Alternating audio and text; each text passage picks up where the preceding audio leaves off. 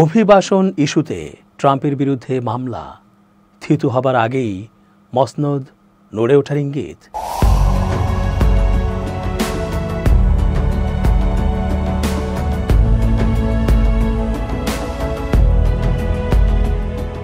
আসসালামু আলাইকুম প্রিয় দর্শক, আশা করছি আল্লাহ পাকের রহমতে ভালো আছেন। চেঞ্জ টিভির আন্তর্জাতিক চোখ অনুষ্ঠানে আমি এস.জি. রতন স্বাগত জানাচ্ছি আপনাদের সকলকে।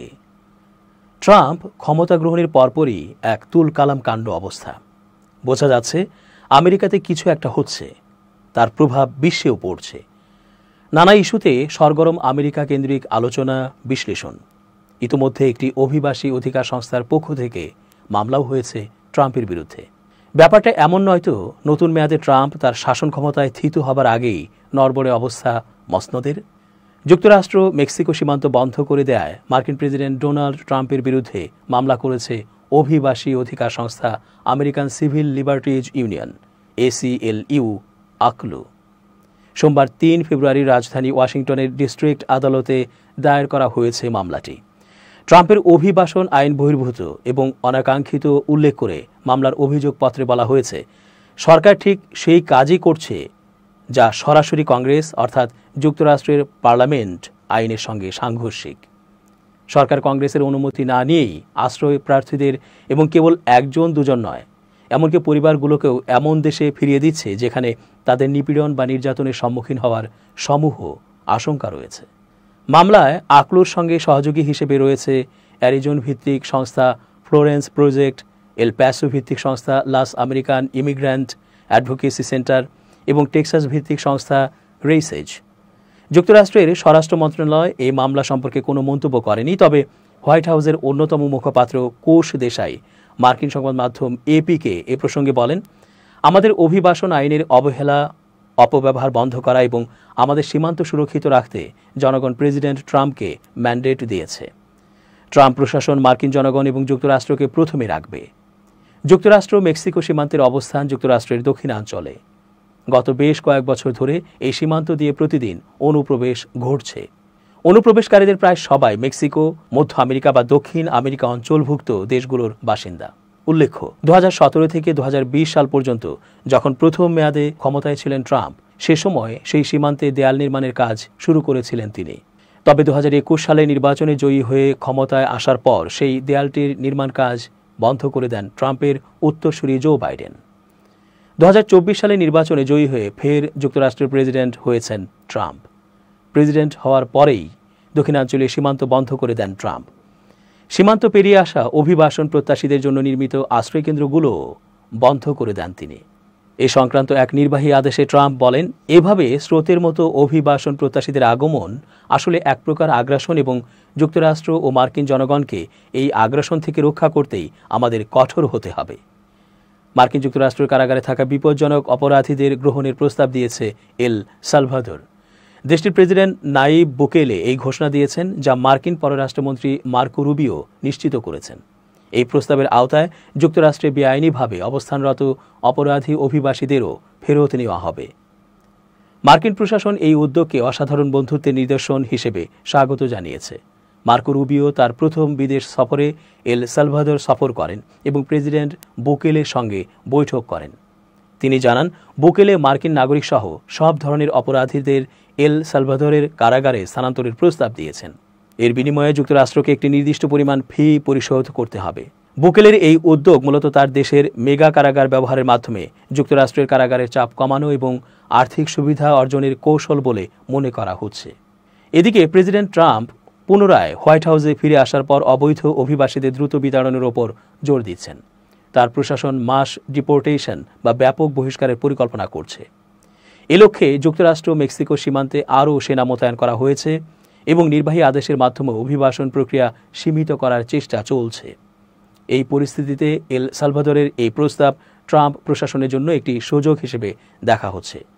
বুকেলের প্রশাসন এর আগেও অভিবাসীদের ফেরত নেওয়ার বিষয়ে 2019 সালে যুক্তরাষ্ট্রের সঙ্গে চুক্তি করেছিল।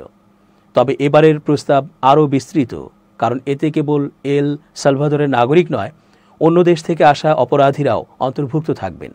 বিশেষ করে মধ্য ও দক্ষিণ আমেরিকার কুখ্যাত গ্যাং যেমন MS-13 এবং ট্রেন দে আরাগুয়া সদস্যদের লক্ষ্য করে এই পরিকল্পনা করা হচ্ছে। প্রেসিডেন্ট বুকেলে তার মেয়াদে ব্যাপকভাবে অপরাধ দমন অভিযান চালিয়েছিলেন। 2019 সালে ক্ষমতায় এসে তিনি এল সালভাদরকে বিশ্বের অন্যতম ভয়ঙ্কর অপরাধপ্রবণ দেশ থেকে তুলনামূলক নিরাপদ দেশে পরিণত করেছেন। তার কঠোর নীতি এবং গ্যাং বিরোধী অভিযান জনপ্রিয়তা বৃদ্ধি করলেও মানবাধিকার সংস্থাগুলো ব্যাপক গ্রেপ্তারের সমালোচনা করেছে। এখন পর্যন্ত প্রায় 75,000 সন্দেহভাজনকে আটক করা হয়েছে, যা মানবাধিকার লঙ্ঘনের অভিযোগ তুলেছে অ্যামনেস্টি ইন্টারন্যাশনাল সহ বিভিন্ন সংস্থা। এল সালভাদরের এই প্রস্তাব অভিবাসন নীতির ক্ষেত্রে একটি নজিরবিহীন উদ্যোগ। যদিও এটি যুক্তরাষ্ট্রের জন্য একটি কৌশলগত সমাধান হতে পারে, তবে মানবাধিকার সংস্থাগুলোর উদ্বেগও উপেক্ষা করা যাবে না। এই চুক্তির চূড়ান্ত বাস্তবায়ন হলে এটি বিশ্ব রাজনীতিতে এক নতুন দৃষ্টান্ত স্থাপন করবে। দায়িত্ব নেওয়ার পর ওভাল অফিসে ডেস্কের পিছনে বসে প্রেসিডেন্ট ট্রাম্প অভিবাসন ঠেকাতে একের পর এক নির্বাহী আদেশে স্বাক্ষর করলেন। জন্মগত নাগরিকত্বের সংজ্ঞা নির্ধারণের আদেশ থেকে শুরু করে অবৈধ অভিবাসন বন্ধে, সীমান্তে জাতীয় জরুরি অবস্থা ঘোষণা পর্যন্ত ট্রাম্প তার নির্বাচনী প্রতিশ্রুতিগুলো বাস্তবায়নে দ্রুত পদক্ষেপ নিলেন। এর আগেই যুক্তরাষ্ট্র মেক্সিকো সীমান্তে কড়াকড়ি আরোপের প্রতিশ্রুতি দিয়েছিলেন ট্রাম্প। তবে বিশেষত জন্মগত নাগরিকত্বের সংজ্ঞা পরিবর্তন করার যে কোনো আদেশ আইনি চ্যালেঞ্জের মুখোমুখি হওয়ার সম্ভাবনাও রয়েছে। আগেই ট্রাম্প প্রতিশ্রুতি দিয়েছিলেন যে বাইডেন প্রশাসনের ধ্বংসাত্মক নীতিগুলো 5 মিনিটের মধ্যেই বাতিল করা হবে। এর কয়েক ঘন্টা আগেই হাজার হাজার অভিবাসন প্রত্যাশীর অ্যাপয়েন্টমেন্ট বাতিল করা হয়, কারণ নতুন প্রশাসন সিবিপি অন অ্যাপ বাতিল করে। এই অ্যাপের মাধ্যমে মূলত সীমান্ত দিয়ে প্রবেশের জন্য আগে থেকে বুকিং করতে হয়। ট্রাম্প তার উদ্বোধনী ভাষণে প্রতিশ্রুতি দিয়েছিলেন যে সমস্ত অবৈধ প্রবেশ বন্ধ করা হবে এবং লক্ষাধিক অবৈধ অভিবাসী ফেরত পাঠানো হবে। তিনি মেক্সিকোর মাদক চোরাকারবারি চক্রগুলোকে সন্ত্রাসী সংগঠন হিসেবে আখ্যা দেওয়ার একটি আদেশেও স্বাক্ষর করেন। এর আগে ওয়াশিংটনের ক্যাপিটাল ওয়ান এরিনায় এক অনুষ্ঠানে ট্রাম্প বিগত বাইডেন প্রশাসনের প্রায় 80টি নির্বাহী আদেশ আনুষ্ঠানিকভাবে বাতিল করেন, যেগুলোকে তিনি উগ্রপন্থী হিসেবে উল্লেখ করেছিলেন। ক্যাপিটল হিলের উদ্বোধনী ভাষণে ট্রাম্প বলেছিলেন, আমার সবচেয়ে গুরুত্বপূর্ণ দায়িত্ব নিজের দেশকে হুমকি এবং আক্রমণ থেকে রক্ষা করা। এর অংশ হিসেবে ট্রাম্প প্রশাসনের কর্মকর্তারা জানিয়েছেন যে প্রেসিডেন্ট প্রতিরক্ষা বিভাগকে সীমান্ত সিল করার নির্দেশ দেবেন এবং সেখানে অতিরিক্ত জনবল, ড্রোন এবং প্রযুক্তির ব্যবহারও করা হবে। এর আগে ট্রাম্প প্রশাসনের কর্মকর্তারা বলেছেন যে এই পদক্ষেপগুলো স্বাভাবিক বোধ সম্পন্ন অভিবাসন নীতি তৈরির সমতুল্য। যদিও আদেশের বিস্তারিত এখনও জানা যায়নি, তবে কর্মকর্তারা বলেছেন ট্রাম্প জন্মগত নাগরিকত্ব বন্ধ করার পরিকল্পনা করছেন। এর মানে হল যুক্তরাষ্ট্রে বসবাসরত অবৈধ অভিবাসীদের সন্তানরা আর আগের মতো যুক্তরাষ্ট্রের নাগরিক বলে গণ্য হবেন না।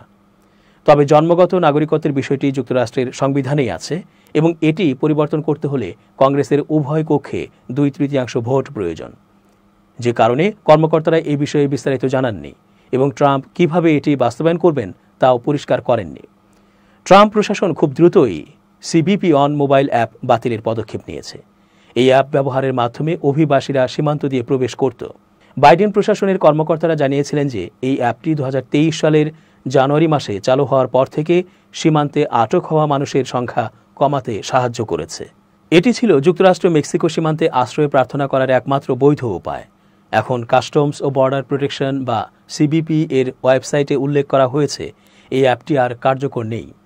এটি ব্যবহারকারীরা অ্যাপে ঢুকে একটি তথ্য দেখতে পাচ্ছেন যে সিবিপি অ্যাপের মাধ্যমে আগের নির্ধারিত অ্যাপয়েন্টমেন্টগুলো এখন আর বৈধ নয়। বিবিসির যুক্তরাষ্ট্রের পার্টনার প্রতিষ্ঠান সিবিএস এর রিপোর্টে বলা হয়েছে, সিবিপি অন অ্যাপের মাধ্যমে বাইডেন প্রশাসন আগামী 3 সপ্তাহের জন্য 30,000 অভিবাসীর অ্যাপয়েন্টমেন্ট চূড়ান্ত করেছিল। ধারণা করা হচ্ছে সিবিপি অন অ্যাপ ব্যবহার যুক্তরাষ্ট্রে প্রবেশের জন্য প্রায় 2,70,000 অভিবাসী মেক্সিকোতে অপেক্ষা করছিলেন। মেক্সিকোর সীমান্ত শহর তিজুয়ানায় কিছু অভিবাসন প্রত্যাশী জানিয়েছেন যে তারা সিবিপি অন অ্যাপ ব্যবহার বন্ধ হওয়ার কারণে হতাশ এবং মানসিকভাবে ভেঙে পড়েছেন। আমি প্রত্যাশা করি ঈশ্বর তার মনটাকে নরম করবে, বলছিলেন ওরালিয়া নামের একজন মেক্সিকান নারী, যিনি মেক্সিকোর কার্টেলের সহিংসতা থেকে বাঁচতে নিজের মৃগী আক্রান্ত ছেলেকে নিয়ে পালিয়ে এসেছিলেন। তিনি 7 মাস ধরে সিবিপি অন অ্যাপের মাধ্যমে অ্যাপয়েন্টমেন্টের জন্য অপেক্ষা করছিলেন। নতুন প্রশাসনের সিবিপি অন অ্যাপ বাতিলের সিদ্ধান্তের বিরুদ্ধে তৎক্ষণাৎ আইনি চ্যালেঞ্জ করেছে আমেরিকান সিভিল লিবার্টিজ ইউনিয়ন। এ নিয়ে তারা আদালতে শুনানির জন্য কাগজপত্রও জমা দিয়েছে। অভিবাসন বিষয়ক বিভিন্ন প্রতিষ্ঠান ট্রাম্পের অভিবাসন আদেশগুলো নিয়ে তীব্র প্রতিক্রিয়া জানিয়েছে। এক বিবৃতিতে ন্যাশনাল ইমিগ্রেশন ফোরামের সভাপতি এবং সিইও জেনি মারে বলেছেন, এই আদেশগুলো হতাশাজনক কিন্তু অপ্রত্যাশিত নয়। প্রত্যাশিত এই আদেশগুলো পরিবারগুলোকে আলাদা করবে এবং আমাদের অর্থনীতিকে দুর্বল করবে, বলছিলেন মিজ মারে। এগুলো আমেরিকার মূল্যবোধের সাথেও যায় না, যোগ করেন তিনি। জাতীয় অভিবাসী যুব সংগঠন ইউনাইটেড উই ড্রিমের নির্বাহী পরিচালক গ্রেইসা মার্টিনেজ রোসাস বলেছেন, এই আদেশগুলোর মাধ্যমে এটি স্পষ্ট যে আগামী 4 বছর এগুলো আমাদের জীবন অনেকটা ধ্বংস করে দেবে। অভিবাসন ঠেকাতে ট্রাম্পের এই অভিযান ও ফেরত পাঠানোর প্রতিশ্রুতি দেশব্যাপী ধ্বংসাত্মক প্রভাব ফেলবে। যদি নির্বাচিত প্রতিনিধিরা এর বিরুদ্ধে ব্যবস্থা না নেন কিংবা প্রতিরোধ গড়ে না তোলেন, তাহলে লাখ লাখ পরিবার ও ব্যক্তির জীবন এলোমেলো হয়ে যাবে, যোগ করেন তিনি। দর্শক, আজকের মতো শেষ করছি এখানেই। ধন্যবাদ।